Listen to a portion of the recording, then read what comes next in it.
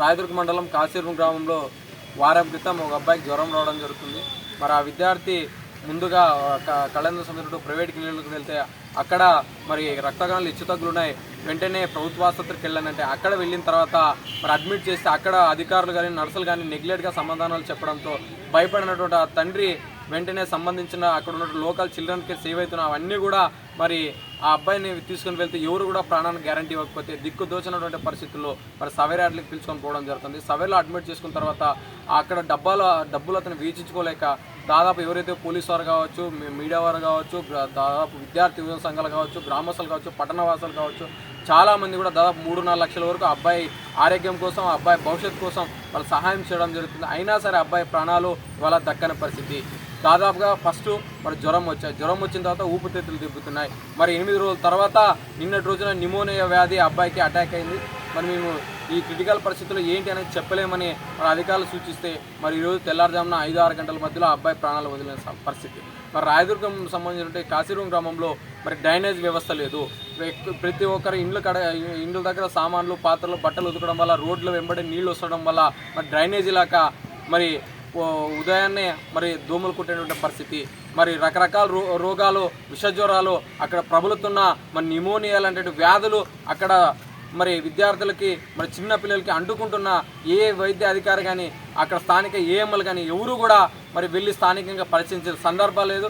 ఏం జరిగింది ఏంటి అనేది కూడా పై స్థాయి అధికారులకు కూడా రిపోర్ట్ పెట్టినటువంటి సందర్భాలు లేవు. దీన్ని పూర్తిగా ఏఎస్ఎఫ్, ఏవైఎఫ్ విద్యార్థి యువజన సంఘాలుగా వైద్యాధికారుల నిర్లక్ష్యానికే ఇవాళ విద్యార్థి ప్రాణం బలి.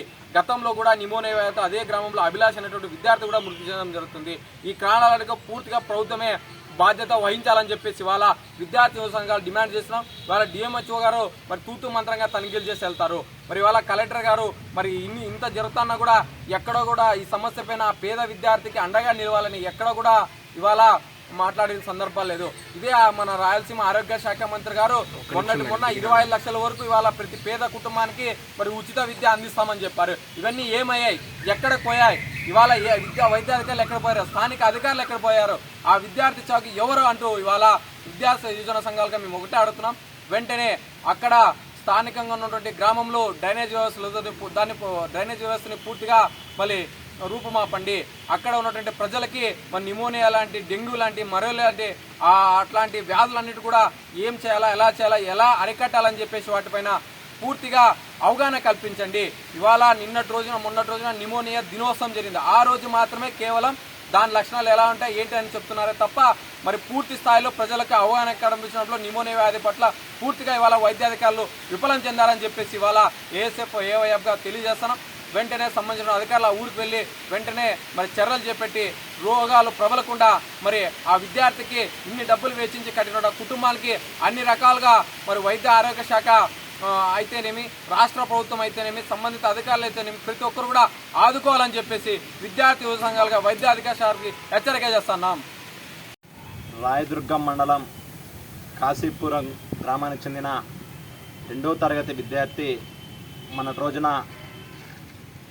డెంగ్యూ జ్వరంతో బాధపడుతూ సవైరా హాస్పిటల్లో చికిత్స పొందుతూ ఈరోజు చనిపోవడం జరిగింది. ఫస్ట్ ఆఫ్ ఆల్ అక్కడ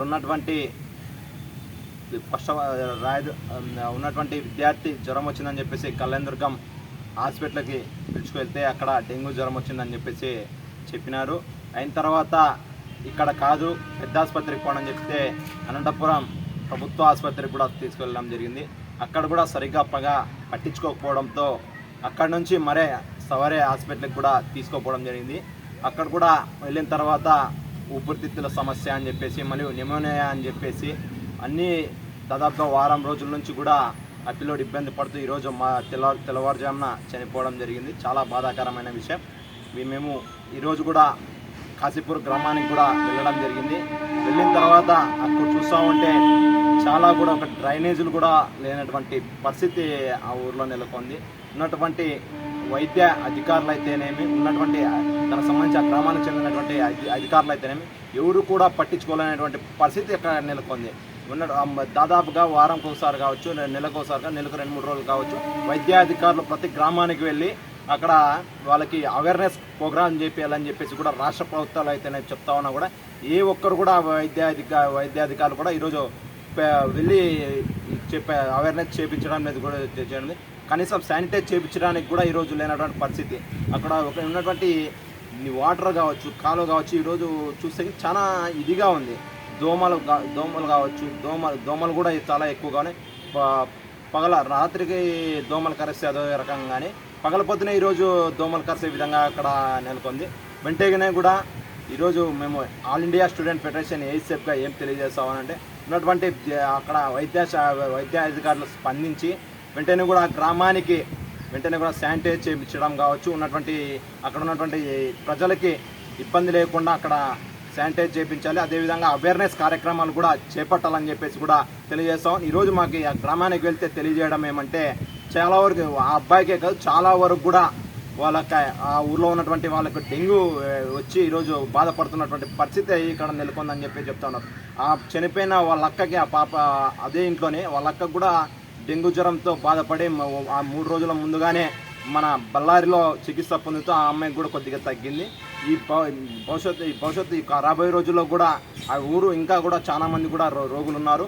వెంటనే కూడా ఇప్పుడే ముందు జాగ్రత్త తీసుకొని వెంటనే కూడా చికిత్స పొందుతూ అవేర్నెస్ చేపిస్తూ ఆ ఊరిని కాపాడాలని చెప్పేసి కూడా ఈరోజు ఏఐసెఫ్గా తెలియజేస్తా ఉన్నాం. ఈరోజు ఆ విద్యార్థి జరిగినటువంటి బాధకి ఏఐసెఫ్గా ప్రగాఢ సానుభూతి తెలియజేస్తా ఉన్నాం.